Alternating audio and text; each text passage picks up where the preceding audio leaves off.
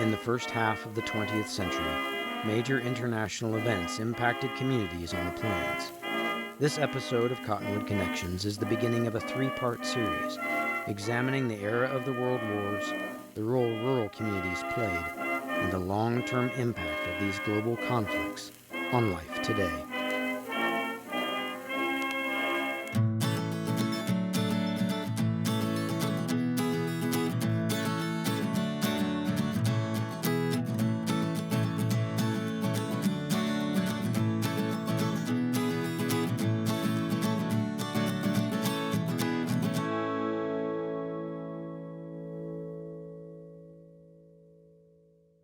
In the early 1900s, the first decade of the 20th century, things had changed. Things were pretty good in the 1900s. There was a lot of agricultural changes in as much as they were getting the heavy machinery. They called them traction machines or tractors or stuff, but they were mostly ran by steam, and they could hook like plows on the back of them that might have 16 shares on them instead of mule and one share, and that was okay. And then World War I hit. Hi, I'm Laura Vogt. I am the Vice President of Education and Interpretation at the National World War I Museum and Memorial. In history textbooks, we start and end eras on an exact year, 1900 to 2000. But that's rarely how history really works. It tends to be these major impactful moments that introduce this whole new era.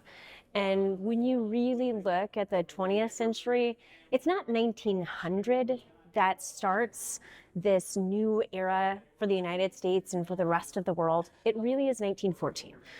Before 1914, Europe was the center of the world economically, politically, and culturally in a lot of ways. It dominated the world through its empires and its economic power. But it was also a continent beset by deep-seated and growing rivalries. In Europe, there were major empires, and they were growing and some were contracting. And the peoples who were located in these empires, many of them wanted to have some level of what Woodrow Wilson really later coins as self-determination. The Russian Tsar was struggling to maintain his throne. The Austro-Hungarian Empire and the Balkans was seemingly falling apart. The Ottoman Empire in the Middle East appeared to be on the edge of total collapse. In this, we find a group in what is the Austro-Hungarian Empire who come together, the Black Hand, and they assassinate Archduke Franz Ferdinand in the hopes that, like other regional conflict, would ultimately get European diplomats to come together and help seed them out from the Austro-Hungarian Empire. It's not at all what happens. Instead, a system of alliances draws nation upon nation into war against each other. When Austria-Hungary declares war on Serbia, Russia moves against Austria-Hungary, and the alliance structure kicks in. Germany supports Austria-Hungary, France supports Russia. The German military plans to avoid a two-front war called for an invasion of France via Belgium. And that brings Britain into the war. And now it's not a European war, it's a world war. You have Japan that becomes involved, Australia that becomes involved, different African nations, later nations, many of them colonies at the time, that become involved. But it cascades into this moment that precipitates change all over the world. How we farm, how we cook, women getting the right to vote, the shift in colonies. There were so many things that were just right there upon the cusp. It changes how we fight in wars, and it changes who we are as a military inside the United States. The United States is involved in the war from day one, even though it remains neutral. All of the powers wanted to trade with the US. Only some of them could. Britain's control of the sea meant that American trade relations with Germany ended very quickly.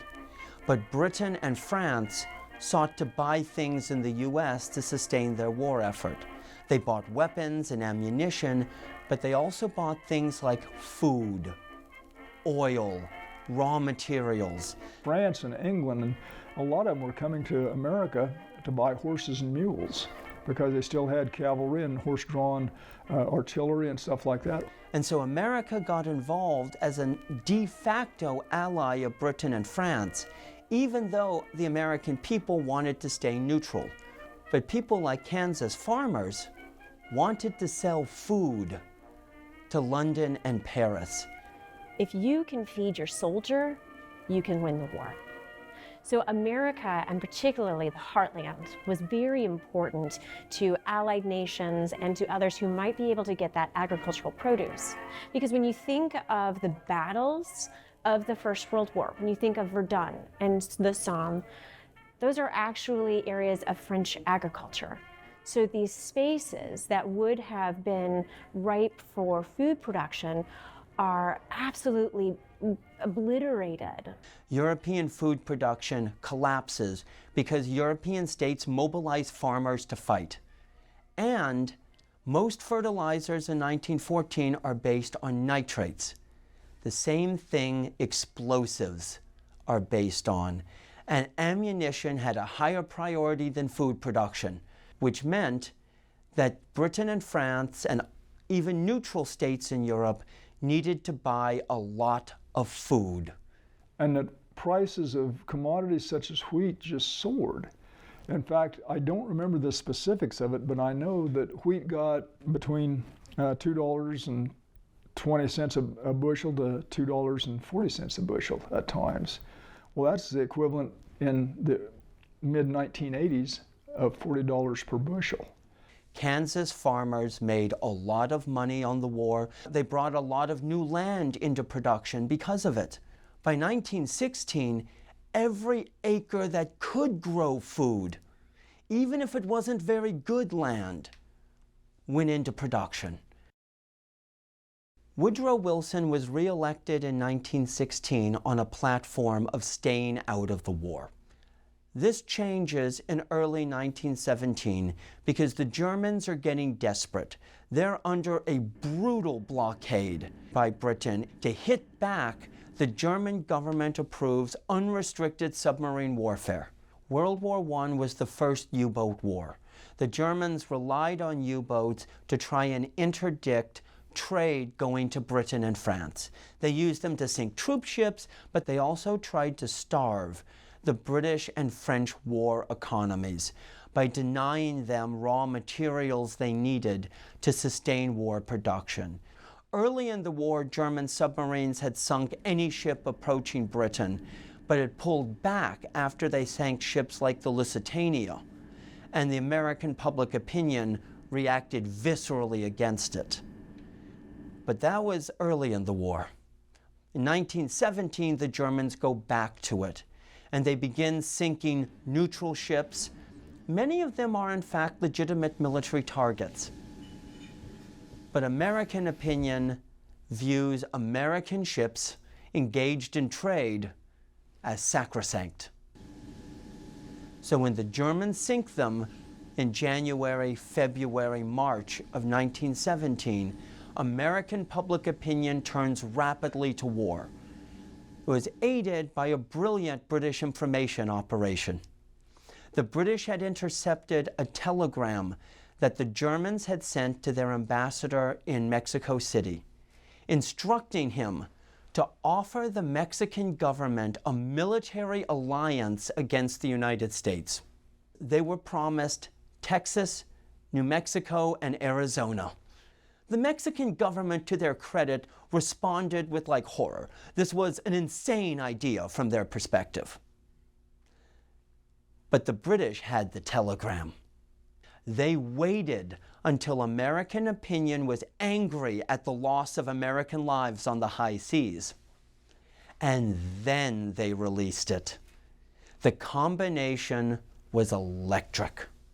It turned American public opinion, and it forced the Wilson administration to ask for a declaration of war, which was granted with overwhelming majorities in both houses of Congress. So in April 1917, the United States enters the war. The U.S. Navy has a major effect immediately. The large U.S. Navy was probably the third most powerful fleet in the world at the time, behind Britain and Germany.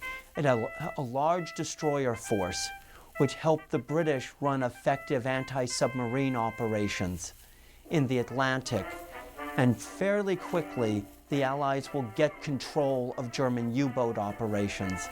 We moved very quickly to mobilize from what had been a standing army of 120,000 in 1914 to 4 million who are serving in 1918. In Kansas, they send over 63,000 soldiers to go to the front lines and to fight.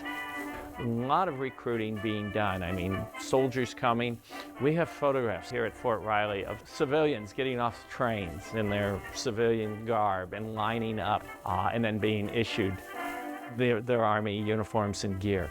Problem is since we were such a small Army at that time, that it took quite a while for us, even our industrial base, to gear up to equip those soldiers. Rural America rallies in a number of ways. One, of course, is agricultural production for the war, but you also have a surge of voluntary organizations, fundraising drives to buy war bonds. Farmers' leagues work together to buy bonds, encourage people to buy bonds. Churches, for Lutheran churches in particular, showing ways that they can support the war was a way to prove to their fellow Americans that even though they were predominantly German American, they were Americans before they were Germans. The U.S. had a PR problem that they had to face with World War I. Our number one immigrant group from Europe was Germany, and we had hundreds of thousands of German Americans speaking German, teaching their children in German and attending German churches and services here in the U.S. And Kansas is no exception. We have incredibly high rates of German settlement in Kansas. Now, there are a bunch of factors that are contributing to the loss of German around World War I. We see very steep declines in German.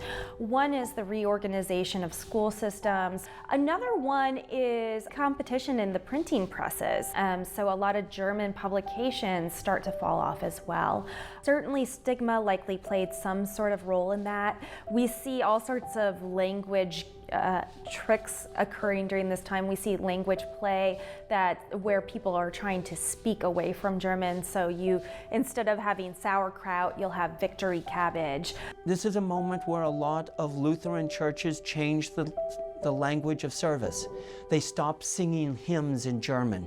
Some German American churches are reported for espionage because people hear songs in German and think they're praising the Kaiser or Hindenburg.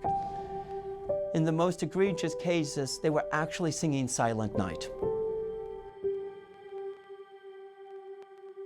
There was an immediate push by the United States government and the United States Army to create divisions that they could send overseas.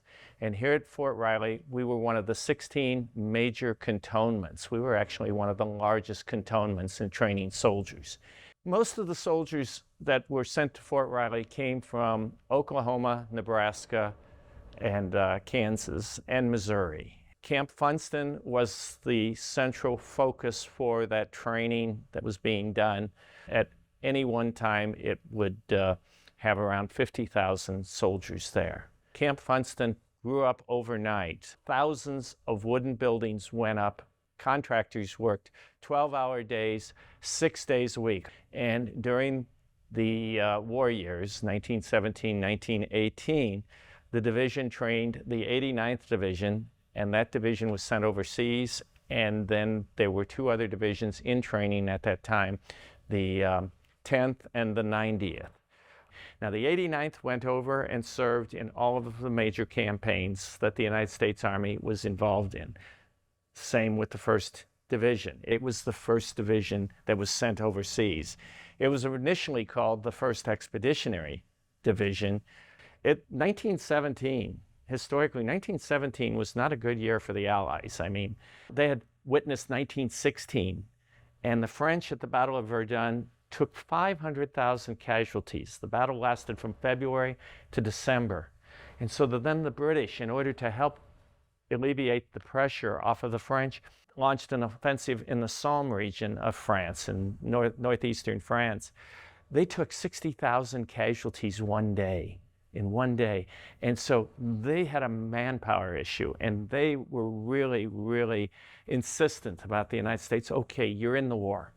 Now, Wilson required Pershing to have a specific U.S. Army and not feed those troops out into penny packets, use the American soldiers as replacements. And so it took a little while longer for us to convince our allies that we were going to have an organic American army there, and also have that organic American army trained for the type of warfare that occurred in World War I. World War I is really a 19th century ideology for many of the military commanders up against a 20th century technology. The tank, the plane. Well, my name's Kevin Drullo. I'm the director of the Combat Air Museum here in Topeka, and we've got a nice collection of replica aircraft here. They've all flown, and it starts from the very beginning, like this airplane behind me, this Curtiss Jenny. Some American pilots learned to fly on this American-built airplane, but most American pilots learned to fly on British and French trainers once they got to Europe.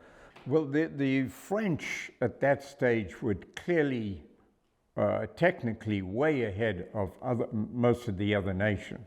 So any of the American forces that went over to fight in World War I on an aviation basis were using French craft, even using some of the British planes. And you can probably see some examples behind me in our museum. In fact, we pride ourselves in being the largest display of World War I replicas in the Midwest. But most of those planes were very, very flimsy. I've always been amazed at how quickly things developed in the short time of World War I. Only 11 years after the Wright brothers flew, the very first battles in the air were, first they'd fly by each other and wave at each other, then someone brought a pistol along, and then a rifle, and then they stuck a machine gun on, but you couldn't shoot through the propeller until someone developed a synchronizing device. Then it was two machine guns firing through the propeller, and went on and on from there. Behind me here you see this wooden Jenny fuselage. This is how most airplanes began in World War I. By the end of the war, the Germans had built the first all-metal, single-wing ground attack airplane, armored, and this astonishing developments in the space of 4 years. My grandfather served in the Kansas Army National Guard. He was in the 130th Field Artillery, and in 1916 he was enlisted and had the pleasure of going on the Mexican Punitive Expedition. That was the first time American military forces ever took a flying machine with them. They took some earlier versions of the Jenny with them and went into Mexico chasing Pancho Villa.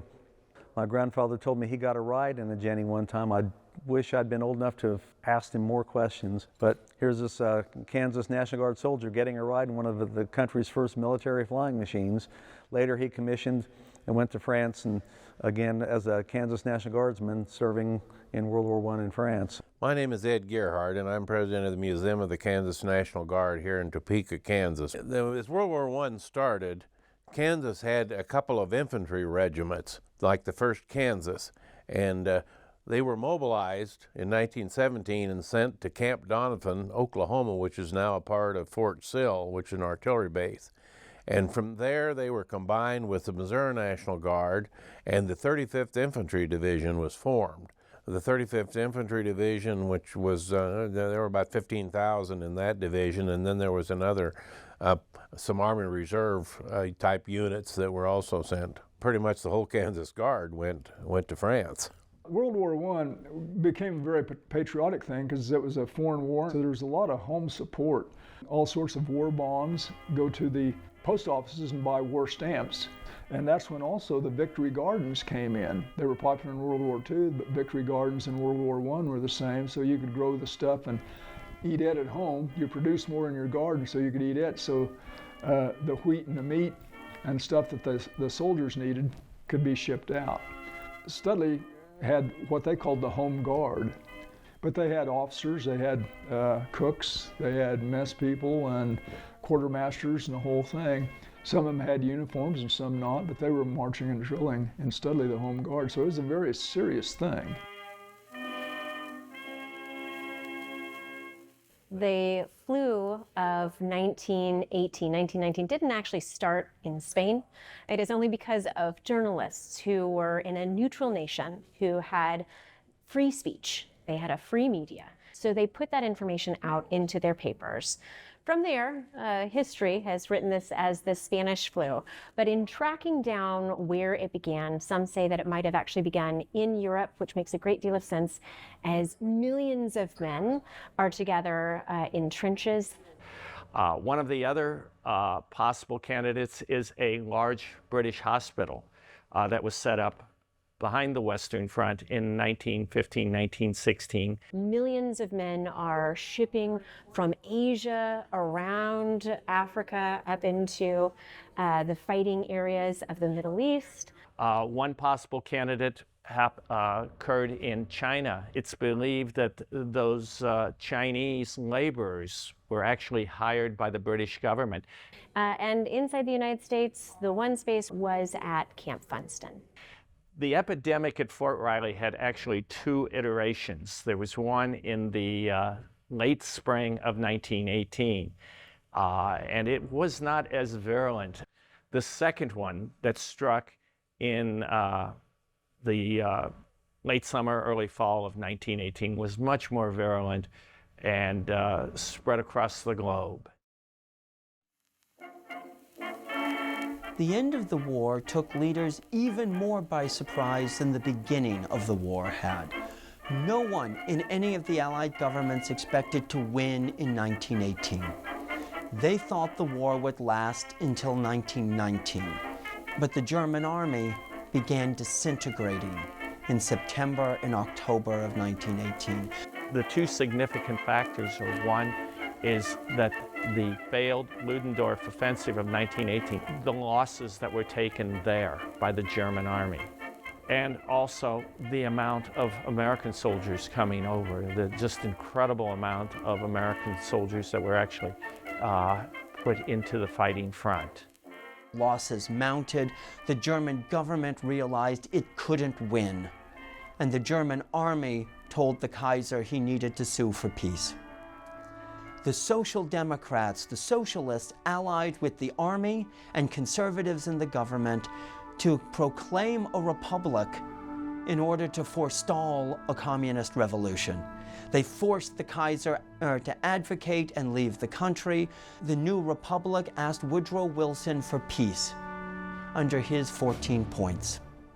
They asked for it under the 14 points, but the Allies grant it as an armistice, which is a ceasefire pending a peace treaty. And that peace treaty would have to be negotiated amongst the victorious Allied powers. The United States, yes, but also France, which had done the most fighting in the war, Britain, which had paid for the war, Italy, which had lost 600,000 men in the war, Japan, which was one of the Allies, and the United States. In the spring of 1919, the Allies meet in Versailles, just outside of Paris. The National World War I Museum and Memorial was formed as an idea really 2 weeks after the Armistice occurred for the World War, when Kansas Cityans came together and they wanted to create a memorial for those who lived through and those who sacrificed their lives in this catastrophic moment that changes the world.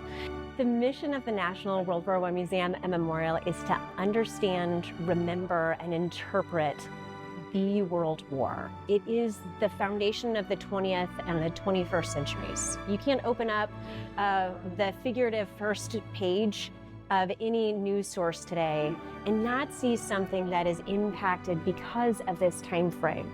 So understanding this history, it helps us be better citizens today. It helps us better understand our art. It changes literature. It changes how we produce our food. It changes the wine that is made in France. It is this crucible of time that really affects so many things, not only inside the United States, but around the world, and makes it a really important time frame of history to be sure to study. Join us for our next episode as we take a look at how the aftermath of World War I impacted life on the plains, how rural communities responded, and how the stage was set for a second global conflict.